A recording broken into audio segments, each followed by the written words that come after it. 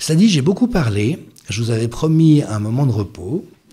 Donc, puisque vous avez été très méritant de m'écouter patiemment pendant tout ce temps-là, je vais vous proposer, si le cœur vous en dit, une expérience qu'on va vivre ensemble.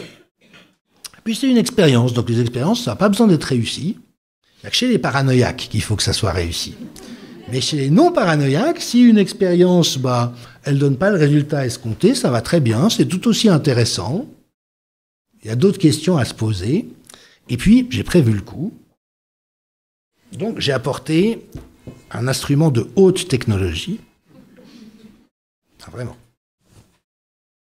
Hein?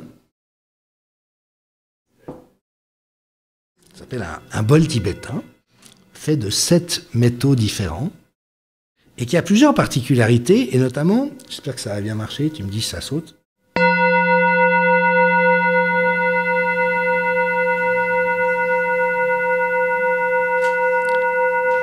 De produire des sons qui sont extraordinairement riches en harmonique. Et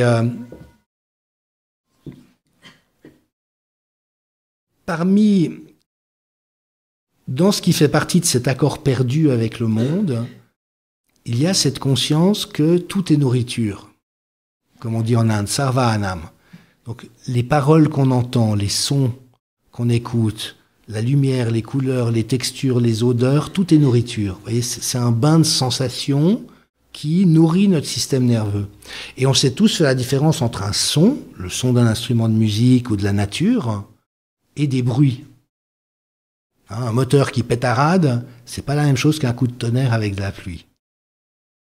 Il y a les sons, c'est quelque chose qui nous baigne, qui nous fait du bien, et les bruits, c'est quelque chose plutôt qui vient nous, etc. Et donc là, il y a un son. Et donc, je vais vous proposer une expérience toute simple. Bon, déjà, si vous avez envie de vous étirer un peu et de bâiller, ça fait longtemps que vous êtes assis.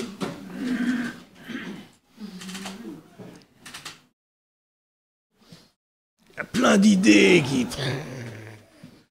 sont déversées sur vous. Et je vais vous proposer d'abord juste de faire sonner le bol et de vous inviter à écouter le son en vous intéressant à ces modulations. C'est-à-dire qu'avec les harmoniques, il change tout le temps, il va décroître à un moment et essayer d'être attentif au moment où le dernier petit filet de son s'éteint, pour laisser place au silence, et à ce moment-là, juste d'écouter les bruits de la salle, de ce qui se passe ici.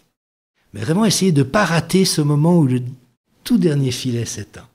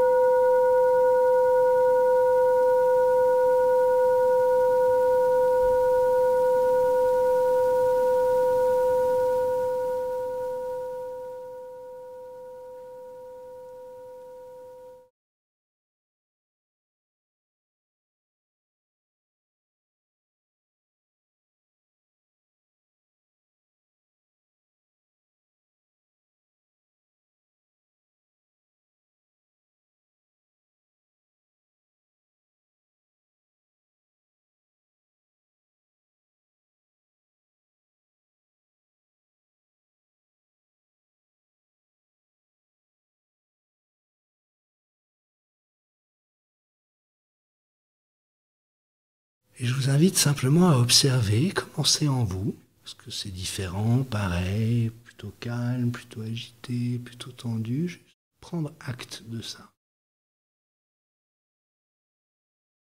Et puis on va renouveler l'expérience. Et cette fois, avec le son du bol, je vais vous inviter à vous tourner vers votre intuition en dedans et de lui demander de vous présenter une valeur personnelle fondamentale particulièrement importante pour vous, ici et maintenant. En faisant bien attention de ne pas penser, de ne pas laisser la pensée rationnelle se réactiver, mais vraiment d'écouter à l'intérieur s'il y a un mot ou une parole qui aurait envie de sortir. S'il n'y en a pas, ce n'est pas un souci, mais de ne pas la provoquer, vraiment d'être dans l'écoute. On essaye ?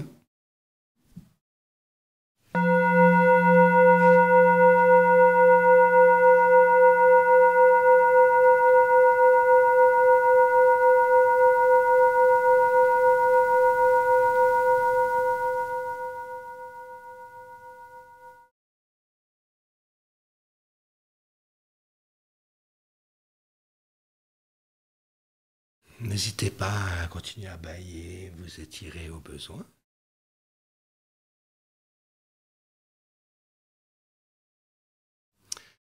Je vais renouveler l'expérience en vous invitant cette fois à vous tourner vers votre intuition et lui demander de vous présenter une valeur personnelle fondamentale particulièrement importante pour vous dans votre relation avec les autres. Qu'est-ce qui, si vous vous tournez vers votre intuition, apparaît ici et maintenant?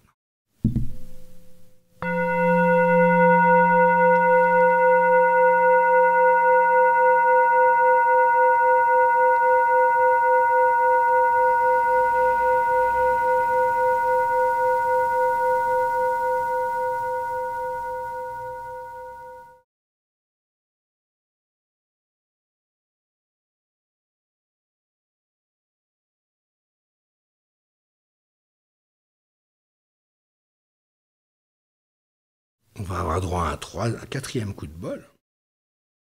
Cette fois, je vous invite à demander à votre intuition une valeur personnelle fondamentale particulièrement importante dans la manière de communiquer les uns avec les autres.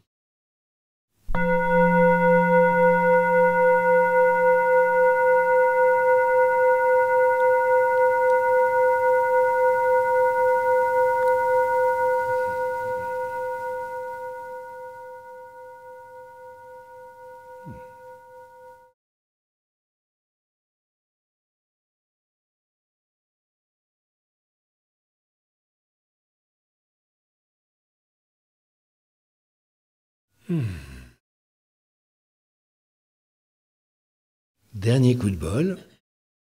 Cette fois, je vous invite à vous tourner vers votre intuition et lui demander, parmi les 1, 2 ou 3 mots ou expressions que vous avez eues, d'en retenir une. Si vous deviez en choisir une, celle-là, il n'y a pas besoin qu'il y ait de raison, mais juste, ok. Et puis après, de vous la répéter mentalement plusieurs fois, un peu comme un mantra ou une prière, juste la répéter comme ça. D'accord ?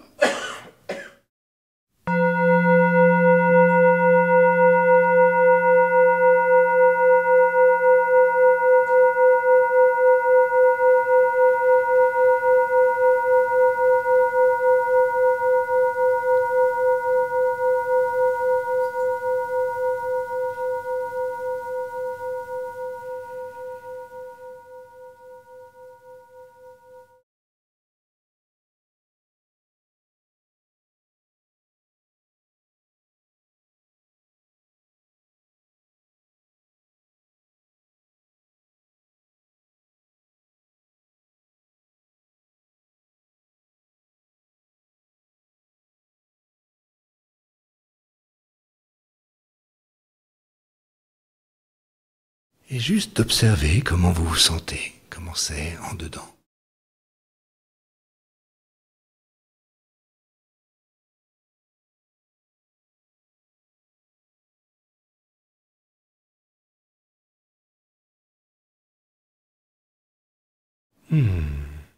Est-ce que certaines d'entre vous seraient d'accord de partager la valeur qui est restée dans ce dernier, et puis je les répéterai à voix haute pour qu'on n'ait pas besoin de faire circuler le micro. Est-ce qu'il y a quelque chose que votre intuition vous a... Pardon? La paix. Merci. Le bien-être. Merci. La plénitude. Merci. La joie. La patience. Merci. Vous connaissez la prière de la patience? Mon Dieu, donne-moi la patience. Tout de suite. Merci. Oui? L'amour. Le calme. Le partage, la tolérance.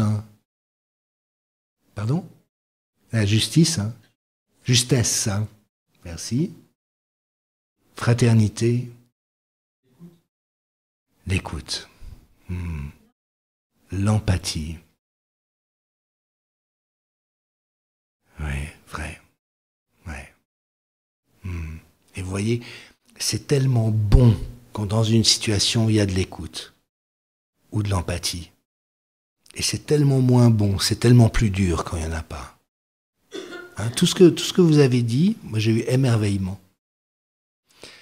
Ce sont des mots de pouvoir. Ce sont les valeurs fondamentales. Alors pour la petite histoire, c'est amusant.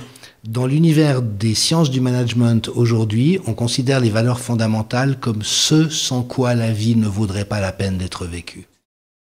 C'est-à-dire que si vous retirez de la vie la paix, la patience, l'écoute, l'amour, la bienveillance, l'empathie, si vous enlevez tout ça, il y a une telle charge d'adversité et de pénibilité dans la vie que ça ne serait vivable pour aucun d'entre nous. C'est parce qu'il y a ces valeurs que nous nous nourrissons, que nous nous remplissons de ce qui nous fait du bien et qui nous donne le courage de nous lever chaque matin et d'aller vivre de d'autres aventures. Alors quelques petits éclairages, parce qu'évidemment que ça pourrait paraître exotique. D'abord, pourquoi ça ? Parce que de tous les sens, l'ouïe est le seul qui reste actif 24 heures sur 24. Quand vous dormez, s'il y a un bruit inhabituel dans votre environnement, vous allez vous réveiller. La vision et le toucher sont désactivés, mais l'ouïe est toujours là. Et en fait, le nerf auditif passe directement au centre du cerveau, et quand on se concentre sur un son, les pensées s'arrêtent automatiquement. Vous l'avez peut-être observé. C'est quelque chose que les chamans m'avaient dit quand j'avais étudié avec eux au Canada. Ils m'avaient dit, mais si tu veux arrêter le discours intérieur, écoute les bruits du monde.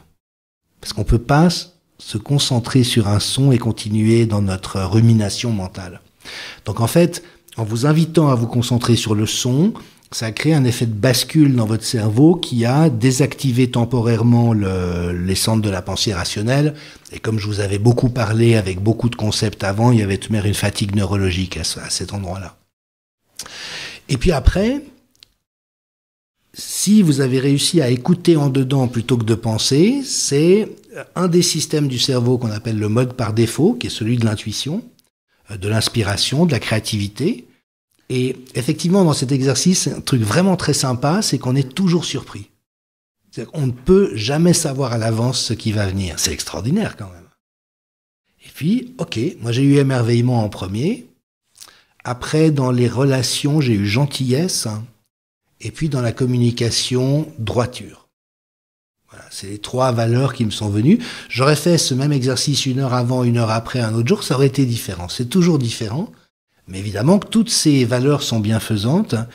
Et ce que Herbert Benson, médecin à l'université de Harvard encore, a montré, c'est que si jamais vous répétez une ou plusieurs valeurs fondamentales comme un mantra ou une prière, vous activez 1200 gènes qui luttent contre le stress et la peur. Ce sont des forces. Et on peut vraiment faire des méditations extrêmement ressourçantes avec ça. Les prières et les mantras, d'ailleurs, ne sont rien d'autre. À bien y regarder. Et c'est ça qui nous redonne du cœur à l'ouvrage, vous voyez, qui renforce cette humanité en nous. Parce que ce sont les fondements les plus nobles et les plus nourriciers de notre humanité, malgré son côté cafouilleux. Et ce qu'il y a d'extraordinaire, c'est que quand on fait cette expérience, sauf avec les pervers et les paranoïaques,